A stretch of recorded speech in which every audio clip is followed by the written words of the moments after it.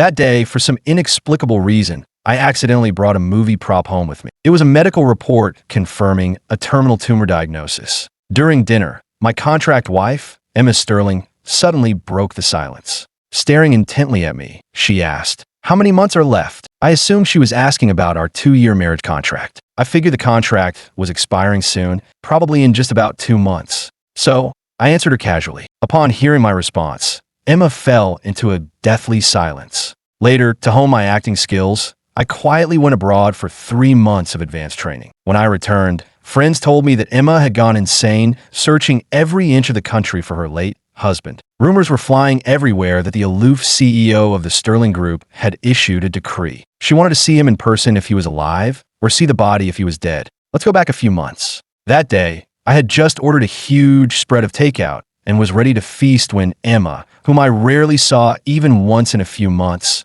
suddenly sat down across from me. I looked up at her in surprise. We had been married for over a year, yet Emma and I were basically roommates who never shared the same space. She was usually cold toward me, and the number of times we had eaten at the same table could be counted on one hand. As her assistant put it, "You were just a contract couple for 2 years. Don't get any ideas. When the time comes, take the money and leave. Someone like Miss Sterling is out of your league." Emma simply sat there, radiating the nobility and arrogance of someone used to being the center of the universe, from her hair down to the hem of her dress. For a small-time actor like me, who would need to struggle for 10 years just to reach her ankles, she was indeed out of my league. So I always knew my place. Aside from money and resources, I never asked about things that didn't concern me. Emma seemed to have left the office in a hurry. She hadn't even changed and was sitting across from me in a haute couture business suit, quietly watching me shovel food into my mouth. A drop of spicy sauce from my takeout splashed up and almost landed on her. She paused slightly, and it was at that moment she suddenly asked,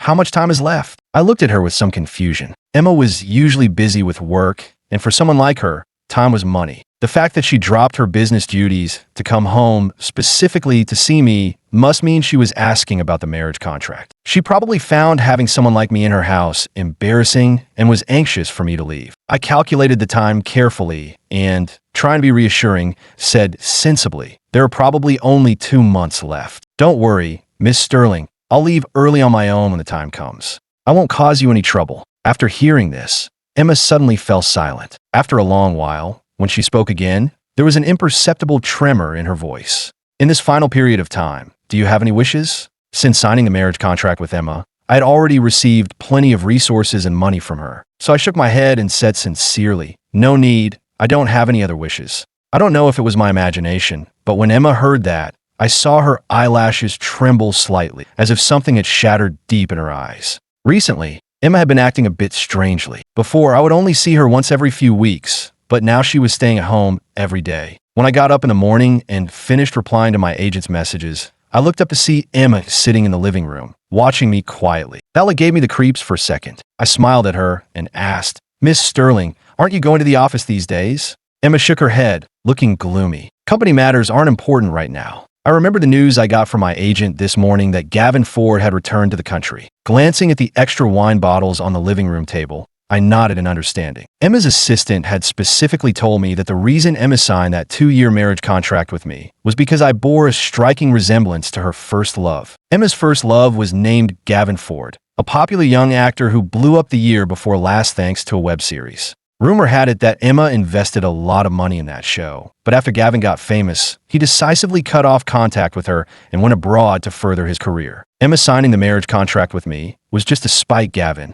I couldn't help but sigh. It was truly a rich person's love game, and working stiffs like me were only fit to be disposable substitutes. Since I had just finished filming, I could rest at home for a while. While tidying up my room, I suddenly remembered the prop I had accidentally brought back from the set. That terminal tumor diagnosis report. I turned my backpack inside out, but couldn't find it. I figured the housekeeper must have seen it and thrown it away as trash. It wasn't a big deal anyway. I'd just tell the director and pay for it later. To avoid disturbing Emma, who was in the living room pining for her first love, I simply hid in my room, playing video games and eating snacks. Unexpectedly, I choked on some water while laughing, which triggered an uncontrollable coughing fit. There was a sudden, urgent knocking at my door, and Emma's anxious voice came from the hallway. "Is it getting worse again? Are you in a lot of pain?" I was choking so hard I couldn't speak. Emma pushed the door open and rushed in. I was coughing violently, and when I looked up at her, tears were streaming down my face, making me look like I was in agony. Emma, who is always so composed, suddenly panicked. Fumbling for her phone, she looked at me and said, "Don't panic. I'll have Anna take you to the hospital right now." I finally caught my breath and looked at Emma with confusion, asking, "What's the use of going to the hospital?" I meant that for just choking on water, a hospital visit was pointless. But Emma froze. She stood there, looking lost and murmuring to herself, "True, there is no use. With only 2 months left, there really is nothing that can be done." Emma and I stood face to face. She remained in a stiff posture, motionless, and I had no idea what she was thinking. Glancing at my ongoing game, I felt that my rare time off was precious. So I cleared my throat and broke the strange atmosphere. "Miss Sterling, if there's nothing else, I'd like to rest alone in my room for a bit. Is that okay?" She seemed to snap back to reality, and a rare sadness appeared in her noble, cold eyes. That evening, when Emma knocked on my door again, I felt a bit resigned. She had seen me more times today than all previous times combined. The smell of alcohol on her was stronger than it had been during the day, and her long hair, usually meticulously styled, looked a bit messy. "Do you have time tonight? I want to take you to a dinner with my friends. We've been married for so long, but they haven't met you yet." I looked at Emma in surprise. After being married for over a year, I knew my place. At best, I was an unpresentable substitute. Wasn't Emma afraid of losing face by taking me to meet her friends? Or was it because Gavin Ford had returned today and she wanted to humiliate me in front of his friends to get his attention? I thought for a moment and asked tentatively, "Will Mr. Ford be there today?" A look of confusion flashed across Emma's face, but after a moment, she nodded. "Got it," I said, understanding the situation. Emma's friends were mostly wealthy heiresses and trust fund babies from powerful families. Just one piece of clothing they wore cost as much as my entire salary for a movie. When Emma and I entered the room, everyone inside looked over at once. All sorts of scrutinizing gazes fell on me. They looked like a difficult crowd. Emma, who was walking in front of me, suddenly stopped, and I almost crashed into her. Immediately after, I felt a soft hand gently take mine. This was the first time Emma and I had any physical contact since we got married. Her palm was cool, and combined with her expressionless face,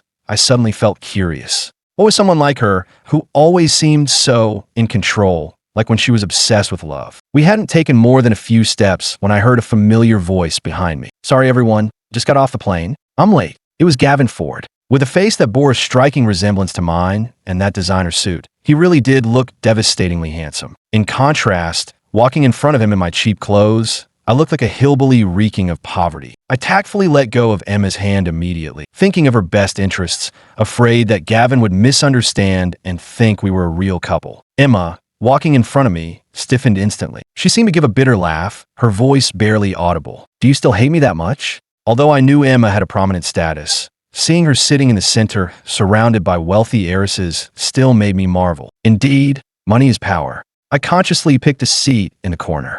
Not far away, Emma glanced over at me while casually answering boring questions from the people around her. Actually, when Emma saw that I hadn't sat next to her, she had paused for a moment. She opened her mouth as if she wanted to ask something, but after a while, she turned away silently and ignored me. Someone like Emma, who was used to handling big social occasions, usually didn't show much emotion. But right now, it was obvious she was in a bad mood. Her eyes were cold as she slowly sipped her wine, and she seemed wrapped in a chill from the inside out. I subconsciously glanced at Gavin. Maybe others hadn't noticed, but I was keeping a close eye on the interaction between Gavin and Emma. I saw Gavin walk past Emma, pretending not to see her and greeting everyone else in the room while ignoring her completely. The online rumors about the love-hate drama between Emma and Gavin were indeed true. Lily Parker, who was close to Emma, tapped her on the shoulder when no one was looking. "Haven't you two found a chance to clear things up yet?" Emma rubbed her temples in annoyance. Lily clicked her tongue, enjoying the drama, and teased, "Hesitating isn't like you. Careful, or someone might steal him away." Emma lifted her eyelids and gave Lily a cold look. Lily immediately shrugged and corrected herself. "True, who would dare steal from you? I was just joking." Before Emma could speak, Lily looked around and asked in confusion, "By the way, where's the husband you brought? We haven't seen him." Emma followed her gaze, frowning at the empty seat in the corner. At that moment, I was hiding in the restroom. It wasn't that I didn't want to come out, but the situation was incredibly awkward. Outside, Gavin and his friend were chatting by the sinks, completely unaware that there was someone in the stall. "Are you and CEO Sterling still fighting?" I never would have guessed someone like her would be so devoted to you, even finding a husband who looks just like you. But I don't think that guy compares to you at all." Gavin scoffed, adjusting his clothes in the mirror, and said confidently, "I'll let her stew for a while longer. When I'm in a good mood, I'll just snap my fingers and she'll come running back." His friend advised, "You should be careful, though. You've been giving her the cold shoulder for so long. If she moves on, where will you find another cash cow who's so obsessed with you?" Gavin interrupted impatiently. "Who else could she possibly like besides me? That new husband she found who's a carbon copy of me." As the husband who's a carbon copy of him, I stood in the toilet stall, silent. My hand froze on the door handle. I was debating whether to open it or not. They had been talking for so long that my legs were getting tired, but opening the door and facing them would be incredibly awkward. Weighing my options, I decided to stand a bit longer. I'd have to ask Emma for extra compensation for emotional distress later. I was paying a huge price to save her first love, Gavin, from embarrassment. Not long after, there was a knock on the restroom door, and Emma's voice came from outside. "Hello, is anyone in there?" The three of us froze. Gavin's friend looked at him with envy. "You've only been gone for a minute, and she's already worried enough to come looking for you?" Gavin couldn't hide his smugness. He raised an eyebrow and said, "I told you. Who else would she like but me?" However, a second later, Emma spoke again. "Is my husband in there? He hasn't come out for a long time, and I'm worried something might have happened to him." The restroom fell silent for a moment. The stall door creaked open, and I walked out, bracing myself, only to exchange awkward glances with Gavin, who was frozen in place. I laughed awkwardly. "What a coincidence, you guys are here too." Neither of them spoke. Gavin's face turned pale for a moment before he stormed out. As he passed Emma, he deliberately glared at her. I followed them out and winked frantically at Emma, who was waiting there. Asterisk, he's angry. Why aren't you chasing after him? Are you stupid? Asterisk, Emma looked at my expression and frowned in confusion. What's wrong? Is your condition getting worse? Your eyes hurt. I secretly roll my eyes. What condition? I was young and healthy. Don't curse me with an illness. Lily Parker, who was standing behind Emma, suddenly asked curiously, what condition? Is an eyelid twitch considered an illness? I only just noticed Lily. I had met her before. She was Emma's childhood best friend. Rumor had it she had dated countless men, and today she brought a very distinct boyfriend to the dinner, a college student who had been sitting next to me. Amidst the crowd dressed in extreme luxury, the boy wore simple jeans and a hoodie, looking innocent and awkward. He was so well behaved that I had easily tricked him into drinking with me out of boredom. I silently judged Lily in my heart. Asterisk that player. You're the one with the eyelid twitch. Your whole family has eyelid twitches. Asterisk Emma didn't explain much. She just replied to Lily faintly, "You wouldn't understand." She turned to look at me, her gaze complex. Actually, I didn't understand either. But as Emma's contract husband, I knew better than to ask about things that didn't concern me. When we returned to the private room, many people were gathered around Gavin. Seeing Emma return, Gavin's friend deliberately raised his voice. "Gavin, don't be sad. A woman like that isn't worth it." No one dared to respond. No one wanted to offend Emma. Seeing the silence, the friend felt a bit embarrassed and shouted again. "Even if you two are fighting, does she have to hurt you like this?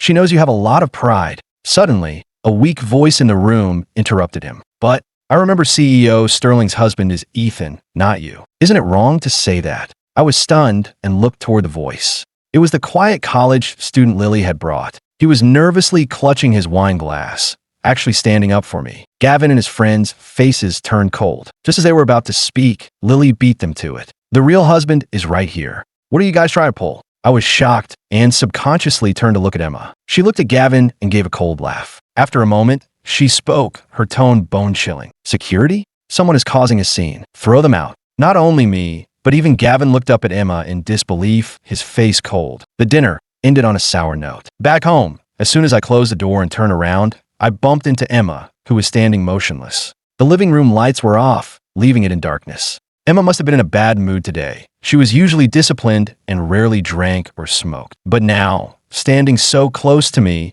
the faint scent of her perfume mixed with red wine enveloped me. I didn't dare move. My heart raced at the slightest motion. After a while, I heard Emma's voice, slightly hoarse. "Ethan, I have something to tell you." The atmosphere was too strange, and I felt inexplicably nervous. "Go ahead." Then, remembering something, I added, "I have something to tell you too." A sudden, urgent phone ring interrupted Emma. After hesitating for a moment, she answered the call. It was her assistant. Emma's face suddenly changed, and she shouted, "What did you say?" "The funding chain broke." She rushed out. At the door, she paused, turned back, and said, "Don't worry, I'll fix it soon." Watching her anxious retreat, I didn't have the heart to bother her, so I didn't tell her about my application to study abroad. Since I still needed to learn more about acting, I took a friend's advice and chose to quietly go abroad for a 3-month intensive course. As I boarded the plane, I had a plan. This 3-month course would end right around the time my contract with Emma expired. It was perfect.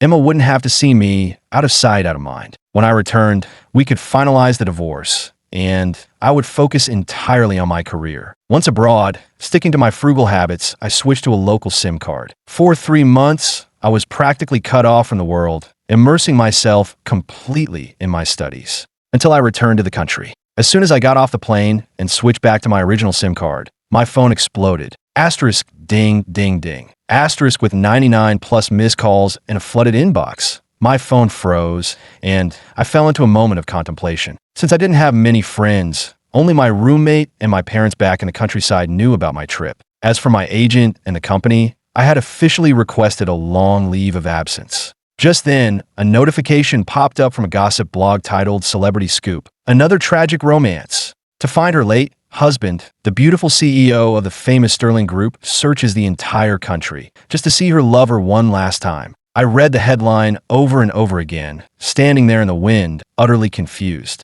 I knew the Sterling Group CEO was Emma, but did I misunderstand, or did Emma find another husband? Who on earth was this late husband? When I got back to Emma's villa, the house was quiet. Everything was exactly as I'd left it. Even the juice I had forgotten to throw away was still on the table, untouched and now moldy. I stood in silence. After 3 months, that juice must have fermented. My room was locked, so I couldn't even get my bank book, which held the savings from over a decade of work. Feeling depressed, I sat on the sofa. There were wine bottles everywhere. It looked like the housekeeper hadn't been here in months. I grabbed a broom and started cleaning, deciding to tidy up the house one last time before my contract ended. Just then, the villa door opened. It was Emma, home from the office. It was only 2 in the afternoon. Emma was a workaholic. Usually, she'd be in a meeting at this time. But now, she wore no makeup and was dressed in casual clothes. Her eyes were bloodshot, her head hung low, and she radiated an aura of lifelessness.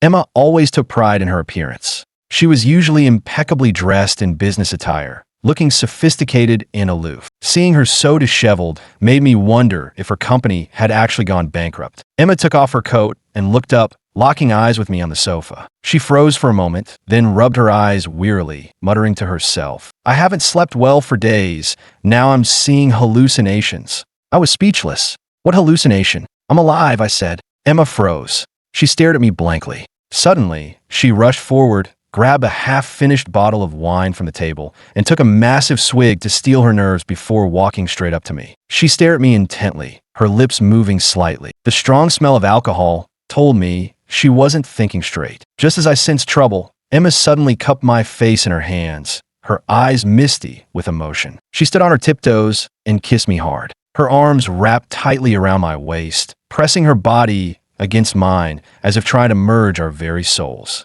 The scent of her usual perfume mixed with the wine was intoxicating. I tried to push her away and wake her up. "Emma, I'm not dead." Hearing my voice, Emma looked up at me, her eyes terrifyingly red. She squeezed her eyes shut, her voice raspy. "Even if it's a dream, if I can see you in a dream, let it last a little longer. Dream my foot." This was why I hated dealing with drunk people. Emma became increasingly frantic, as if terrified I would vanish the next second. Exhausted, I gave up resisting. But just as I relaxed, Emma closed her eyes and collapsed into my arms. Terrified, I checked her breathing. Thankfully, it was steady. She must have passed out from exhaustion. I was frustrated and had no idea what had gotten into her. I called the housekeeper to come and help. She sounded panicked when she heard my voice. "Did Emma tell you I died?" I explained. "I'm not dead. I'm alive and kicking." The housekeeper sounded even more nervous.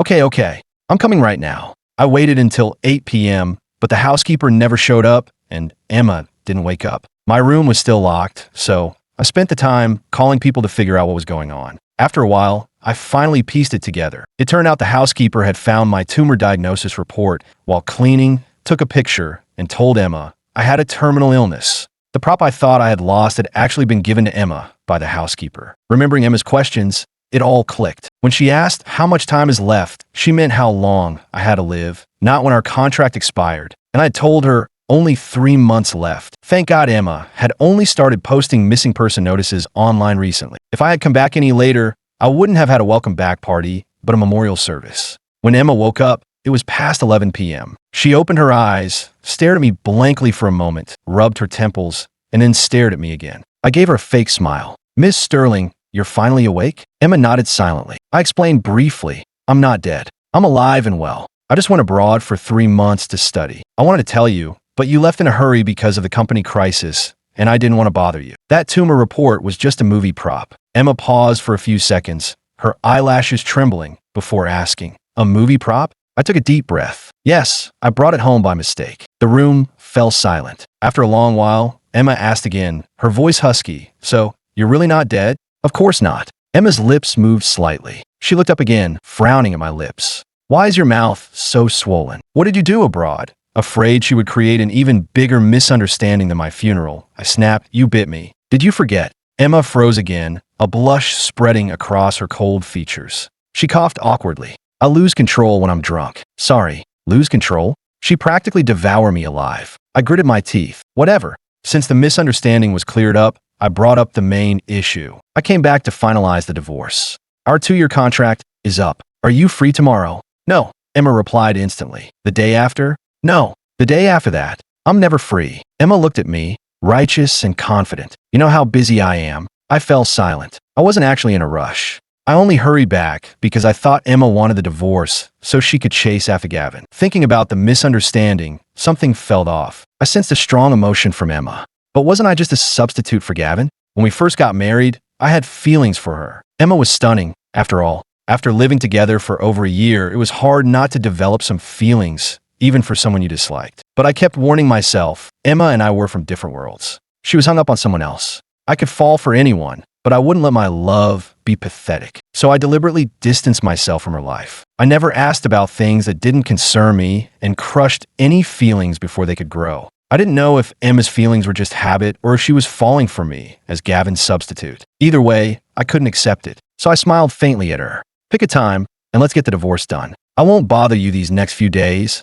I'll rent a place of my own. When I saw Gavin again, he had come to the house looking for me. He looked me up and down, took a confident sip of tea, and slowly asked, Do you know why Emma married you? I nodded calmly and finished his sentence for him. Yeah, because I look like you. She's using me as a substitute. Gavin paused, then sneered. Since you know, why are you still hanging around? You realize that if I apologize to Emma, she'll come running back to me, right? I nodded. That's why we're divorcing soon. Gavin clearly hadn't expected that. He opened his mouth, then closed it, speechless. After a moment, he sneered. Good. Stay away from her. As he opened the door to leave, he came face to face with Emma. I didn't know how long she had been listening. I felt embarrassed for them. Gavin looked at Emma, his voice dropping to a sincere tone. Emma, I was wrong to leave the country. Will you come back to me? Emma frowned and stepped back. Mr. Ford, have some self-respect. Don't say things that could cause a misunderstanding. Gavin froze. He was arrogant by nature, and being rejected so harshly after apologizing made him angry. What do you mean?